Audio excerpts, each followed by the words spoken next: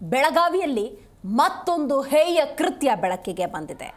ಮಹಿಳೆಯ ಮೇಲೆ ದೌರ್ಜನ್ಯ ನಡೆದಿದೆ. ಬೆಳಗಾವಿಯಲ್ಲಿ ಮತ್ತೊಂದು ಹೇಯ ಕೃತ್ಯ ಆಗಿದೆ. ಸಾರ್ವಜನಿಕವಾಗಿ ಮಹಿಳೆಯ ಬಟ್ಟೆ ಹರಿದು ಹಾಕಿ ಹಲ್ಲೆ ಮಾಡಲಾಗಿದೆ. ಬೆಳಗಾವಿಯ ವಡ್ಡರವಾಡಿಯಲ್ಲಿ ಆಗಿರುವಂತಹ ಅಮಾನವೀಯ ಘಟನೆ ಇದು. ಮಗಳು ವೇಶ್ಯಾವಾಟಿಕೆ ಮಾಡ್ತಿದ್ದಾಳೆ ಅಂತ ಆರೋಪಿಸಿ ಹಲ್ಲೆ ಮಾಡಲಾಗಿದೆ. ಮನೆಯಿಂದ ಎಳೆದು ತಾಯಿ ಮಗಳ ಮೇಲೆ ಹಲ್ಲೆ ಮಾಡಲಾಗಿದೆ. ಅಟ್ಟಹಾಸವನ್ನ ಮೆರೆಯಲಾಗಿದೆ. ಯಾಕೆ ಈ ರೀತಿಯ ಕೃತ್ಯ ನಡೀತು, ಯಾವಾಗ ನಡೀತು, ಇದೆಲ್ಲ ಕೂಡ ಬಹಳ ಮುಖ್ಯ. ಕುಂದಾನಗರಿ ಬೆಳಗಾವಿಯಲ್ಲಿ ಮತ್ತೊಂದು ಅಮಾನವೀಯ ಘಟನೆ ನಡೆದಿದೆ. ಒಂಟಮೂರಿಯಲ್ಲಾದಂತಹ ಘಟನೆಯ ಇನ್ನೂ ನೆನಪು ಮಾಸಿಲ್ಲ, ಅಷ್ಟರಲ್ಲೇ ಮತ್ತೊಂದು ಘಟನೆ. ಬೆಳಗಾವಿಯ ವಡ್ರವಾಡಿಯಲ್ಲಿ ವೇಶ್ಯಾವಾಟಿಕೆಯ ಆರೋಪವನ್ನು ಹೊರಿಸಿ ಮಹಿಳೆಯೊಬ್ಬರ ಮೇಲೆ ಹಲ್ಲೆ ಮಾಡಿದ್ದಲ್ಲದೆ ಸಾರ್ವಜನಿಕವಾಗಿ ಬಟ್ಟೆಯನ್ನು ಹರಿದು ಹಾಕಲಾಗಿದೆ. ನೆರೆ ಮನೆಯವರೇ ಹಲ್ಲೆ ಮಾಡಿದ್ದಾರೆ ಎನ್ನಲಾಗಿದ್ದು, ಆ ಕೃತ್ಯದ ವಿಡಿಯೋ ಏನಿದೆ ಮೊಬೈಲ್ನಲ್ಲಿ ಸೆರೆಯಾಗಿದೆ. ಆರಂಭದಲ್ಲಿ ದೂರು ದಾಖಲಿಸುವುದಕ್ಕೆ ಪೊಲೀಸರು ಹಿಂದೇಟು ಹಾಕಿದ್ದಾರೆ. ನಂತರ ಪೊಲೀಸ್ ಠಾಣೆಯಲ್ಲಿ ಪ್ರಕರಣ ದಾಖಲಾಗಿದೆ. ಮನೆಯಿಂದ ಎಳೆದು ತಾಯಿ ಮಗಳ ಮೇಲೆ ಹಲ್ಲೆ ಮಾಡಲಾಗಿದೆ. ಅಟ್ಟಹಾಸ ಮೆರೆಯಲಾಗಿದೆ. ಮನೆಯ ಪಕ್ಕದ ಆಟೇಕರ್ ಕುಟುಂಬದಿಂದ ಹಲ್ಲೆ ಆರೋಪ ಕೇಳಿ ಬಂದಿದೆ. ಯಾರೋ ಬಂದು ಹಲ್ಲೆ ಮಾಡಿರೋದಲ್ಲ, ಪಕ್ಕದ ಮನೆಯವರೇ, ನೆರೆಹೊರೆಯವರೇ ಮಾಡಿರುವಂತಹ ಹಲ್ಲೆ ಇದು. ಸಾರ್ವಜನಿಕವಾಗಿ ವೃದ್ಧೆಯ ಬ್ಲೌಸ್ ಹರಿದು ಅಮಾನವೀಯವಾಗಿ ನಡೆದುಕೊಳ್ಳಲಾಗಿದೆ. ಆರೋಪ ಏನು, ಯಾಕೆ ಹಲ್ಲೆ ಮಾಡಿದ್ದು?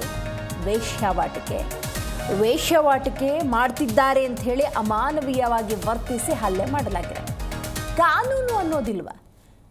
ಅಂಥ ಅನುಮಾನ ಇತ್ತು ಅನ್ನೋದಾದರೆ, ಅಷ್ಟು ಅಸಮಾಧಾನ ಇತ್ತು ಅಂದರೆ, ತಮ್ಮನೆ ಪಕ್ಕದಲ್ಲಿ ಇಂಥ ಕೃತ್ಯ ನಡೀತಾ ಇರೋ ಬಗ್ಗೆ ಏನಾದರೂ ಬೇಸರ ಇತ್ತು ಅನ್ನೋದಾದರೆ ಆರಕ್ಷಕರ ಠಾಣೆ ಅಂತ ಒಂದಿರುತ್ತೆ. ಪೊಲೀಸರ ಮೊರೆ ಹೋಗಿ ಒಂದು ಕಂಪ್ಲೇಂಟ್ ಕೊಟ್ಟು ಕೂಲಂಕುಷವಾಗಿ ಪರಿಶೀಲಿಸಿ ಅಂದರೆ ಆ ಕ್ರಮ ನಾವು ತಗೊಂತಾರೆ.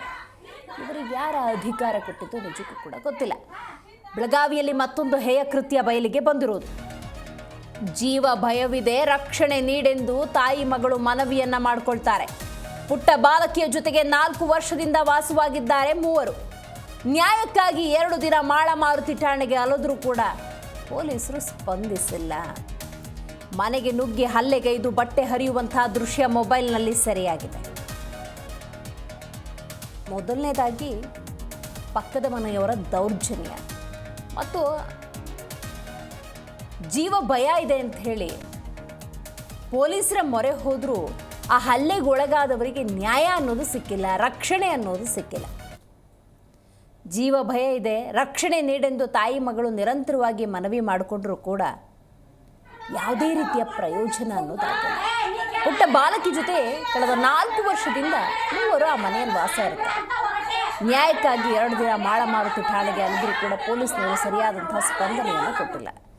ಸೋಮವಾರದಿಂದ ನ್ಯಾಯ ಕೊಡಿಸಿ, ರಕ್ಷಣೆ ನೀಡಿ ಅಂತ ನಿರಂತರ ಓಡಾಟವನ್ನು ಮಾಡಿದ್ದಾರೆ ದೌರ್ಜನ್ಯಕ್ಕೊಳಗಾದವರು. ಪೊಲೀಸ್ ಆಯುಕ್ತರಿಗೆ ದೂರು ನೀಡಿದ ಬಳಿಕ FIR ದಾಖಲಾಗಿದೆ ಅನ್ನೋದಾದರೆ, ರಕ್ಷಕರು ಯಾಕೆ ಈ ರೀತಿಯ ಸೈಲೆನ್ಸನ್ನು ಮೇಂಟೈನ್ ಮಾಡ್ತಿದ್ದಾರೆ ನಿಜಕ್ಕೂ ಕೂಡ ಅರ್ಥ ಆಗುತ್ತಿಲ್ಲ. ನಿನ್ನೆ ರಾತ್ರಿ 3 ವಿರುದ್ಧ FIR ಅನ್ನು ಪೊಲೀಸ್ನವರು ದಾಖಲಿಸಿದ್ದಾರೆ. BNS ಕಾಯ್ದೆ 115(2), 35, 331 ಹಾಗೆಯೇ 352, 74 ಅಡಿಯಲ್ಲಿ ಪ್ರಕರಣ ದಾಖಲು ಮಾಡಲಾಗಿದೆ.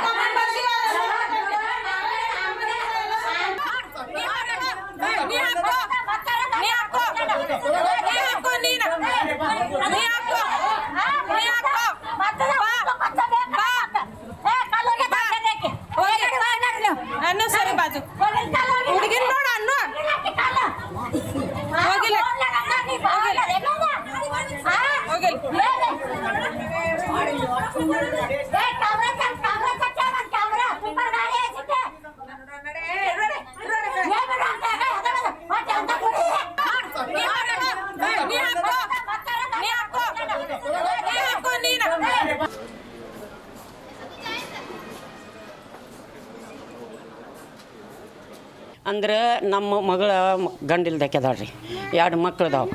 ಆಕೆ ಬಿಸ್ನೆಸ್ ಒಂದು ಯಾವ್ದಾರ ನನಗೆ ಬೇಕನ್ನೋಂಥದ್ದು ಆಕೆ ನಿಮ್ಮಂಥವ್ರು ಹೆಲ್ಪ್ ತೊಗೊಂಡಾರ್ರಿ ಒಬ್ಬರದು. ಅವನ ಕೂಡ ಅದೀನಿ ನಿನ್ನ ಮನೆಗೆ 100 ಮಂದಿ ಬರ್ತಾರೆ, 50 ಮಂದಿ ಬರ್ತಾರೆ ನಿನ್ನ ಮನೆಗೆ. ಇವೆಲ್ಲ ನೀ ದಂಧೆದಕ್ಕಿ, ನೀ ದಂಧೆ ಮಾಡ್ತಿ.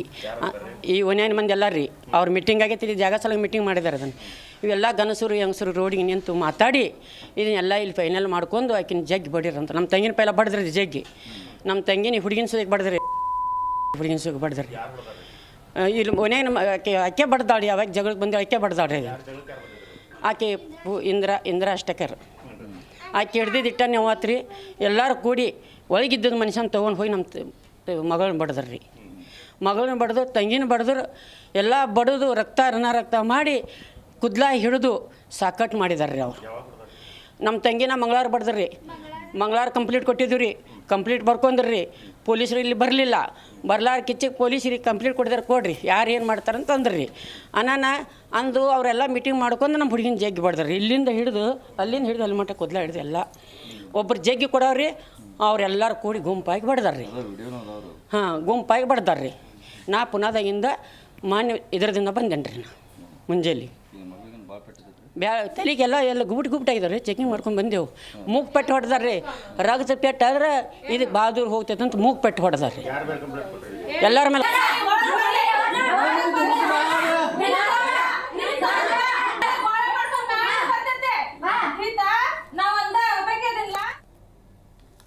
ಈ ಬಗ್ಗೆ ಹೆಚ್ಚಿನ ಮಾಹಿತಿಯನ್ನು ನಮ್ಮ ಪ್ರತಿನಿಧಿ ಬಾಳಪ್ಪ ನೀಡ್ತಾರೆ. ಸದ್ಯ ನೇರ ಸಂಪರ್ಕದಲ್ಲಿದ್ದಾರೆ.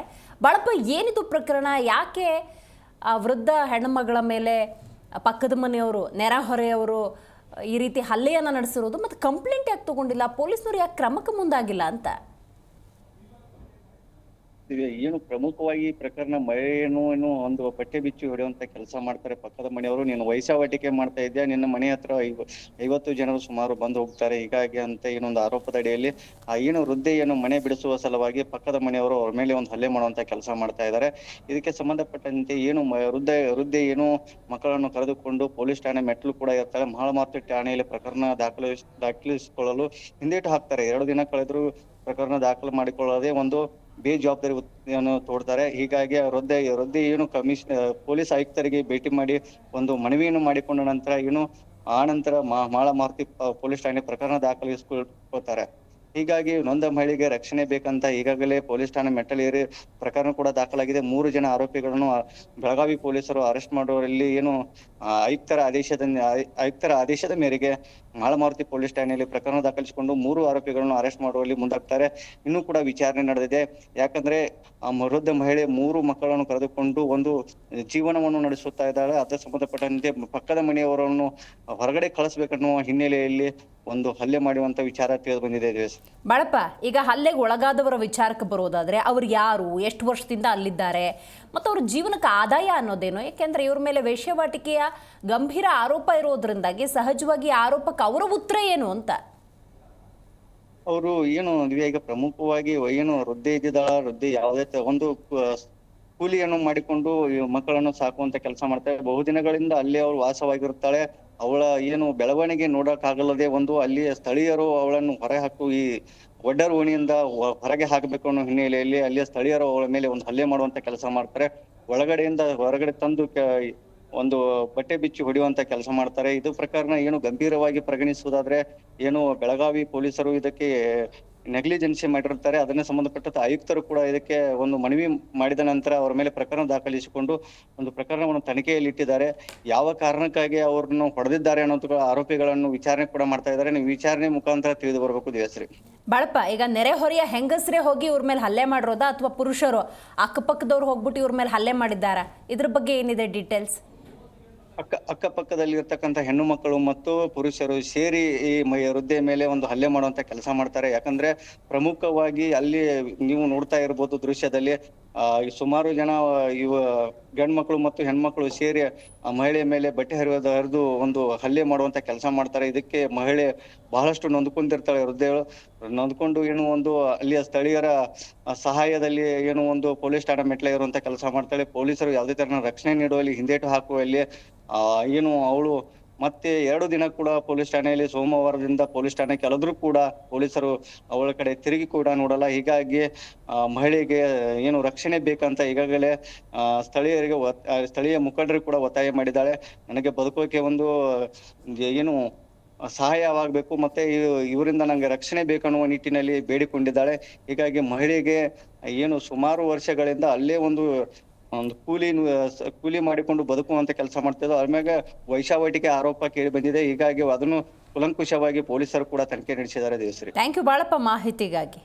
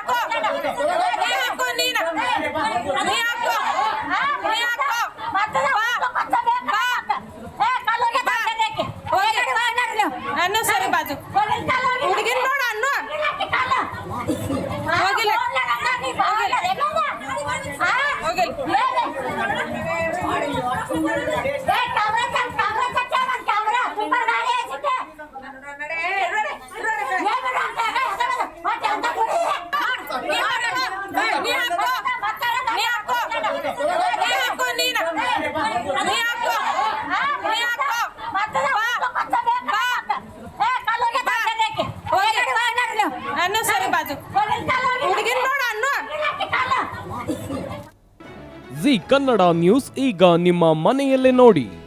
ಎಲ್ಲ ಕೇಬಲ್ಗಳಲ್ಲಿ ಈಗ ಲಭ್ಯ.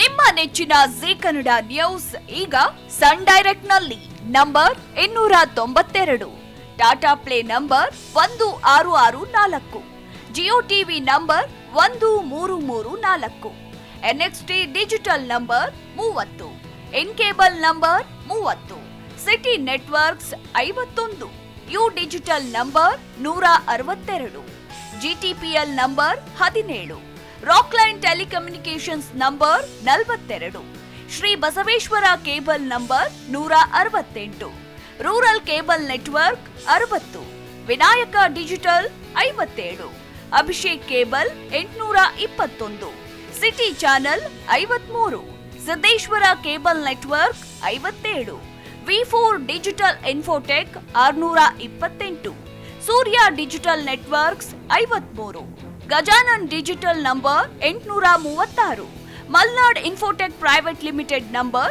56, Metrocast number 830, victory digital number 167ರಲ್ಲಿ ನೋಡಿ ಆನಂದಿಸಿ.